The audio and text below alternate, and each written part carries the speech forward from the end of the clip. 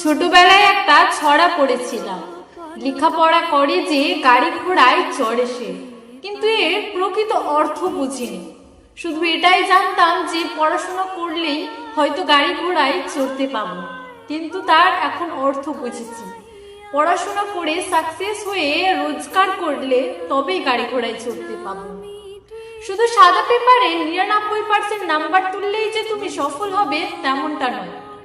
ক্লাসে ফার্স্ট বেঞ্চে বসে থাকা ছেলেটাও সফল হতে পারে না, কিন্তু ক্লাসে লাস্ট বেঞ্চে বসে থাকা ছেলেটাও একসময় বিশাল সফলতা অর্জন করে। কিন্তু তুমি যে কোনো সফলতা অর্জন করো না কেন, তোমার মধ্যে শিক্ষা থাকাটা অনেক প্রয়োজন, আর তার পাশাপাশি হলো পরিশ্রম।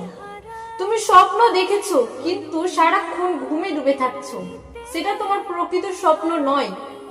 তুমি স্বপ্ন দেখেছো কিন্তু সেই স্বপ্নটা তোমায় ঘুমোতে দেয় না, সারাক্ষণ তুমি পরিশ্রম করো এবং সেই স্বপ্নটার পিছনে ছুটো, সেটাই হচ্ছে তোমার আসল স্বপ্ন।